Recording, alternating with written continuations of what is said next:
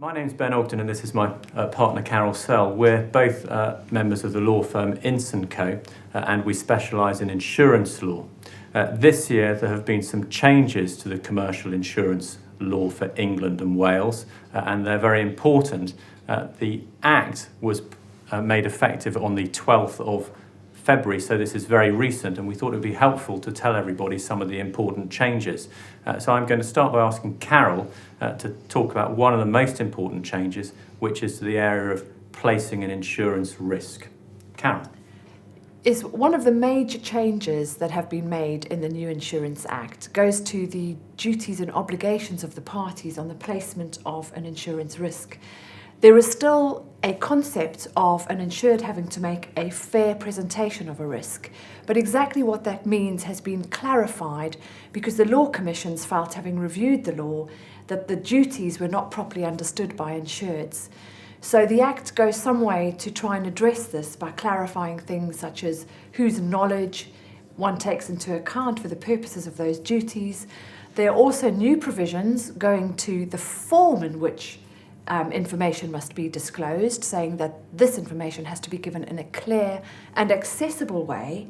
And this really is addressed to deal with the so-called practice of data dumping, when insureds had a practice of just lumping a whole lot of information on insurers and they didn't have a means to really assess what may or may not be material in that information. There's also some new guidance given in the Act as to what is expected of insurers and insureds. Insureds do have an obligation to make a reasonable search for information that's meant to be clarificatory, and also insurers will have to become more engaged in the process in certain circumstances with an obligation to ask more questions. But the most radical change of all, Ben, as you know, comes in the remedies that will be available for breach of those obligations.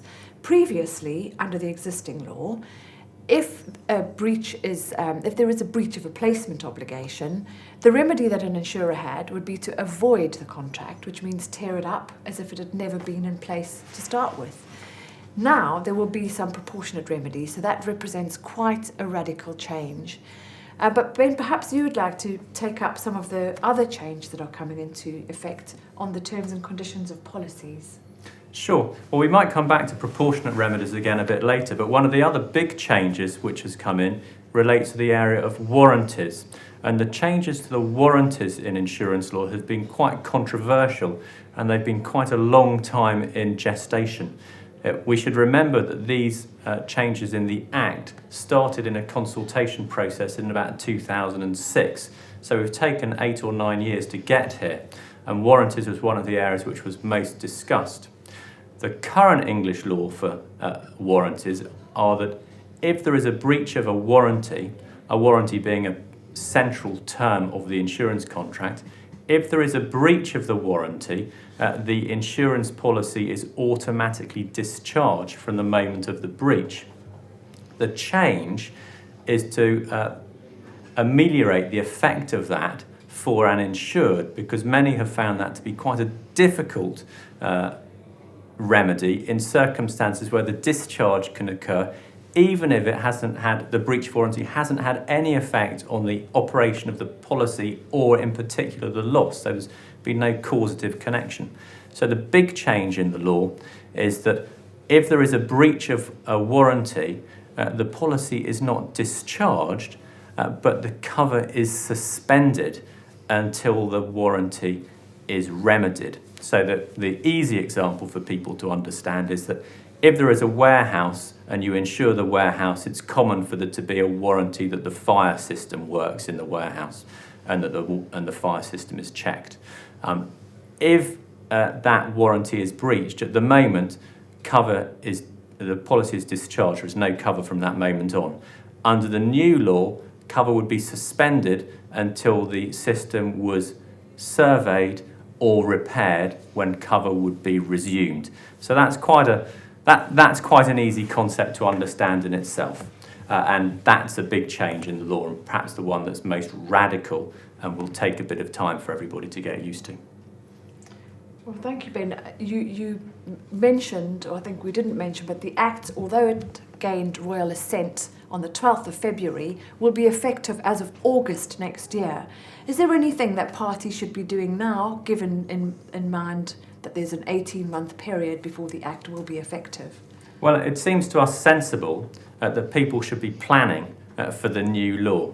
In many cases, people have already adapted to what has been put into the Act. Carol, you mentioned the disclosure and the need for people to talk about who was dealing with it and providing information. And in many policies, people have already adapted to try to anticipate the legal changes. And we think that's a good idea. People should continue to adapt their policies in anticipation of the new Act coming into play on August 2016, or being effective as of that date. One last thought, Ben. Do you think that this new Act is going to bring about more disputes and uncertainty when claims arise in the future in insurance contracts? Well, it's a new Act, and therefore I think it's likely to be the case that there will be some uncertainty about how parts of it operate. The warranties, for example, there will be some warranties where it's difficult to say that the breach of warranty can be remedied. And there may be arguments about that, whether it will be possible to suspend cover and then reinstate cover, or whether cover will just be discharged in the old-fashioned way.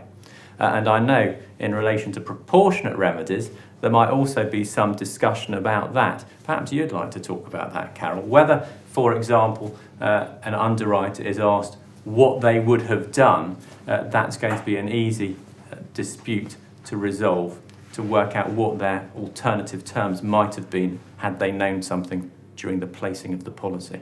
I think this is going to create a lot of difficulties because there will have to be more record keeping, and very difficult years later to go back for an underwriter and work out what he would have done, and even more difficult to prove that in a satisfactory way. So I think that we will find that there are going to be some difficulties, and maybe also the benefit that you would get from a proportionate remedy would not be enough of a benefit for people to take the point. Yes. But we'll have to wait and see how things pan out. Yes, so I think we both think there will be some discussions about these issues over the next few years. Yes. We should also say that there are other provisions in the Act which will be relevant, which we haven't talked about, but will have bearings on how things operate.